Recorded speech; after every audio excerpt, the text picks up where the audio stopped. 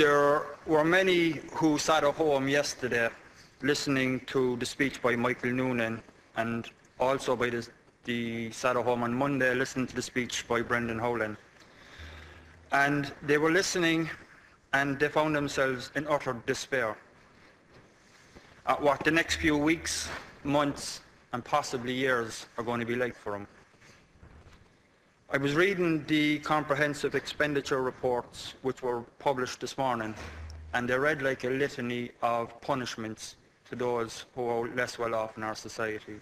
Carers, disabled, children, migrants, women, all of them being punished for the sins of others.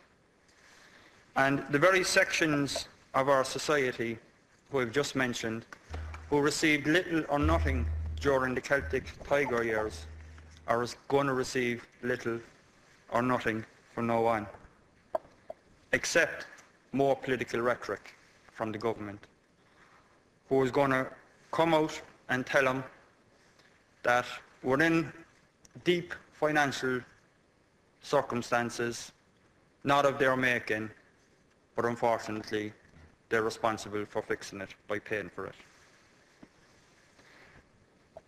And these people who are on the very margins of society, as I said, are the very people who now have to shoulder the blame for what others, a small minority of people in this society, have inflicted on us.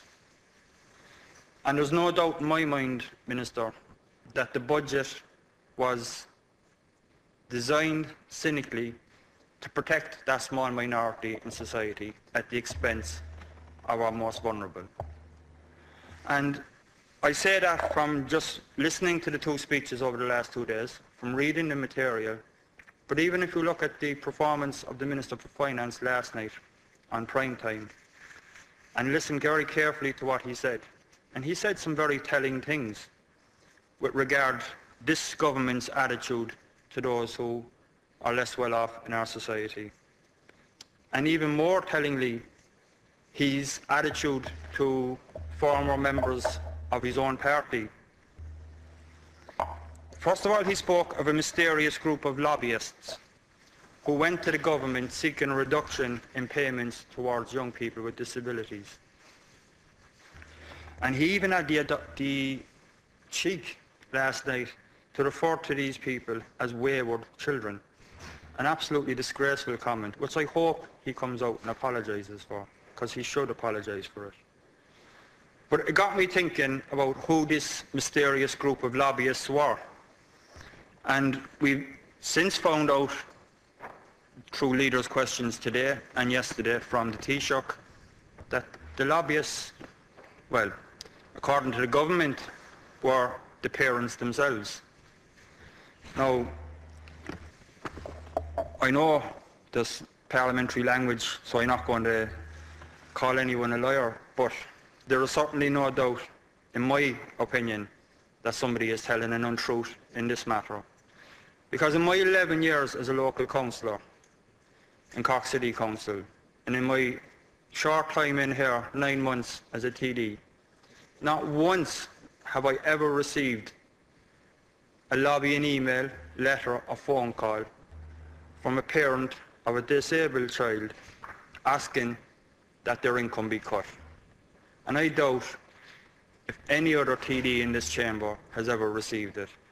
So I just do not believe the Taoiseach or the Minister when he suggests that the very people who are lobbying for the changes are parents of disabled children themselves. It just doesn't make sense. Now, I know that the Taoiseach this morning confirmed that the proposed changes in the disability allowance are now on hold, and I welcome that. I sincerely welcome that.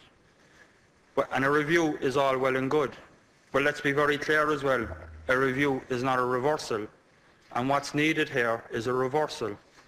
Now, he spoke about the review taking place, but there was no indication of how long that review is going to take. And maybe that's something somebody from the government could confirm during the debate this afternoon. How long actually will the review take, and when will a decision be made on whether this cut is being reversed or not?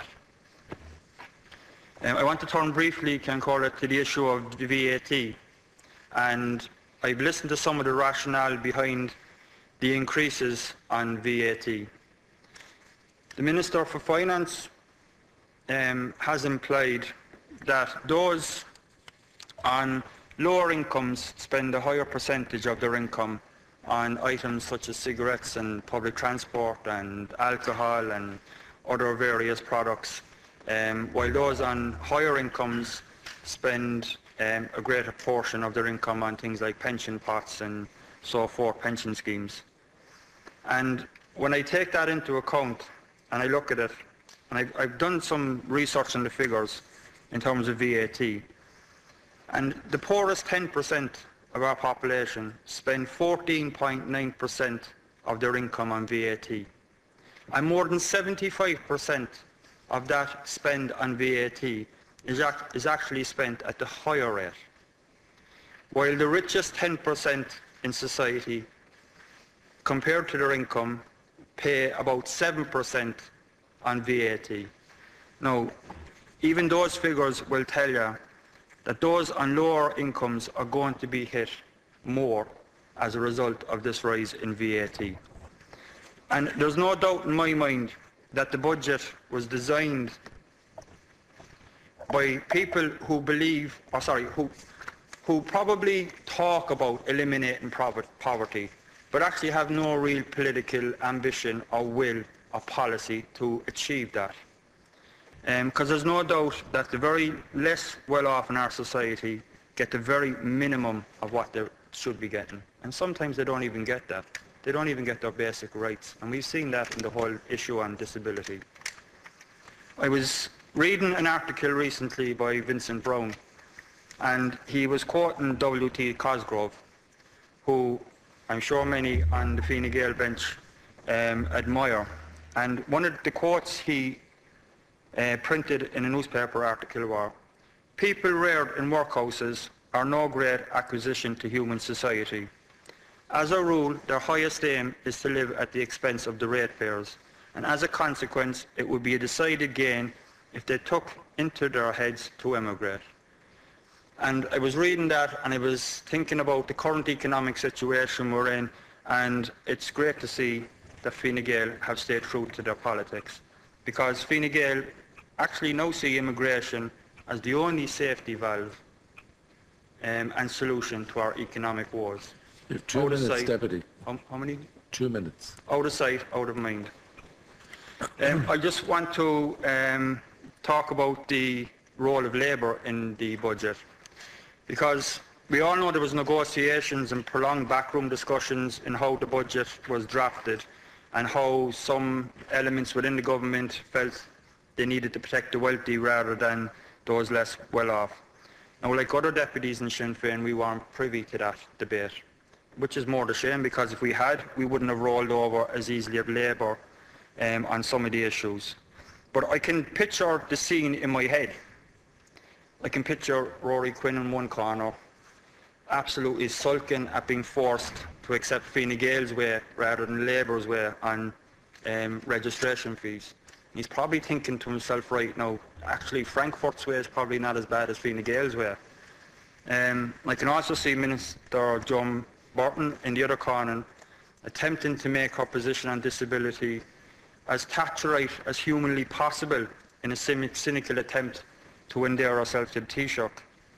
And in another corner I can see the Minister for State, Deputy Lynch, who was probably trying to work out how she could explain away the changes in the disability sector and allowing them to happen on her own watch. And I'll finish on this, Ciancora, because I know I'm running short on time. The whole debate around the disability allowance and the changes to it were not the only attack on the disability sector and the equality sector in this budget. Because if we look at the figures, disability awareness initiatives were cut by 72%. The National Disability Authority was cut by 5%. Funding for victims of crime, and I know the Minister for Justice is here, was cut by 12%. Crime prevention measures was cut by 28%, and that's on top of the closure of 31 Gardaí. And it's on top of Safe Ireland, which is a group who represent domestic violence refugees, who had their core funding cut by 100%.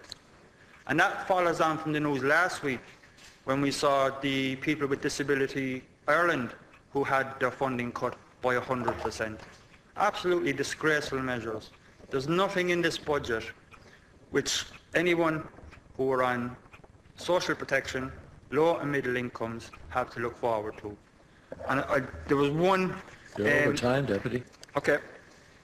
Just in terms of comparison, a family with 3 dependent children on social welfare, Minister, is actually receiving the same cut to their income as a family with 3 children who has a gross income in excess of 150,000. Now, there's nothing fair and there's nothing equal in that.